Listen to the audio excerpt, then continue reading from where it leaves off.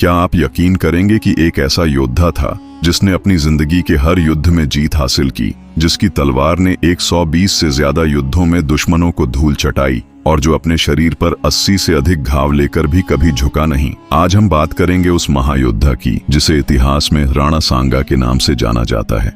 पर सवाल ये है, क्या उनकी जीत केवल किस्मत का खेल थी या उनकी सेना का युद्ध कौशल और रणनीतियां इसके पीछे की असली वजह थी? राणा सांगा की सेना कोई साधारण सेना नहीं थी।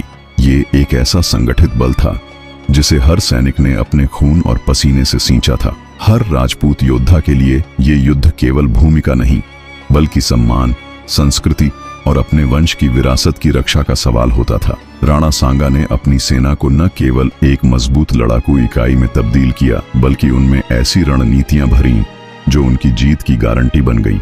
उनकी रणनीतियों की पहली खासियत थी सटीक नेतृत्व। सांगा खुद युद्ध के मैदान में सबसे आगे रहते। कहते हैं, राजा का सबसे बड़ा हथियार उसकी उपस्थिति होती है। राणा सांगा की उपस्थिति दुश्मन को डराती और अपने सैनिकों में जोश भरती। उनकी सेना का हर सैनिक जानता था कि उनका नेता मैदान छोड़ने वालों में से नहीं है। दूसरी बात थी उनकी सेना का बहुरंगी स्वरूप। ये केवल राजपूत योद्धाओं तक सीमित नहीं थी। उनकी सेना में भील धनुर्धारी, घुड़सवार, तलवारबाज और पैदल सैनिकों का ऐसा मेल था जो हर युद्ध में दुश्मन को चौंका देता। भील योद्धाओं के तीर जब दुश्मनों पर बरसते तो उनके पैर कांपने लगते थे। दूसरी तरफ घुड़सवार दुश्मन की पंक्तियों को ऐसे तोड़ते कि उनके पास संभलने का मौका ही नहीं रहता। पर सबसे दिलचस्प बात थी छल और चकमा देने की कला। राणा सांगा दुश्मन को कभी सीधा मुकाबला करने का मौका नहीं देते। उनकी रणनीतियां हर बार बदलती थीं। वे दुश्मन की सेना को थकाने और गुमराह करने में माहिर थे। एक कहानी बहुत प्रसिद्ध है कि एक बार उनकी सेना ने दुश्मन को ऐसा चकमा दिया कि वे अपने ही इलाके में खो गए। जब तक उन्हें अपनी गलती का एहसास हुआ, राणा सांगा की सेना ने उन्हें चारों तरफ से घेर लिया। लेकिन इन रणनीतियों को कामयाब बनाने में सबसे बड़ा योगदान था राणा सांगा के अनुशासन और प्रेरणा का। उनके सैनिक केवल उनके आदेशों का पालन नहीं करते थे, बल्कि उन्हें अपना आदर्श मानते थे। कहते हैं, जब सांगा घायल होकर लड़ाई के मैदान में गिर जाते तो उनके सैनिक उन्हें देखकर दुगने जोश से लड़ते।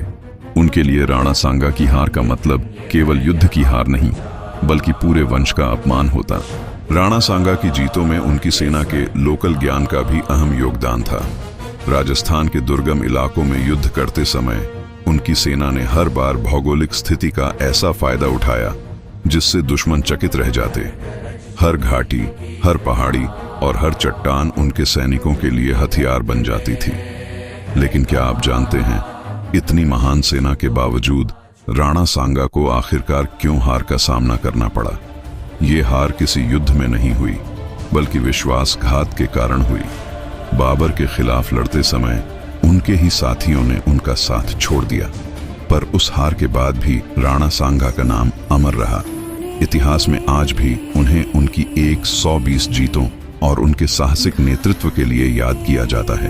तो राणा सांगा की कहानी हमें सिखाती है कि एक मजबूत सेना केवल संख्या से नहीं बनती, बल्कि उसमें विश्वास, अनुशासन और रणनीति का होना जरूरी है। उनकी सेना और उनके युद्ध कौशल को जानकर यही लगता है कि अगर भारत के राजपूत एकजुट रहते तो शायद आज इतिहास कुछ और ही होता। राणा सांगा जैसे योद्धा सदियों में एक बार जन्म लेते हैं और उनके संघर्ष की गूंज इतिहास के पन्नों से कभी मिटती नहीं। क्या आप ऐसे योद्धा के बारे में और कहानियां सुनना चाहेंगे जिनकी वीरता आज भी प्रेरणा है? तो जुड़ते रहिए हमारे साथ और जानते रहिए इतिहास के अनसुने अध्याय।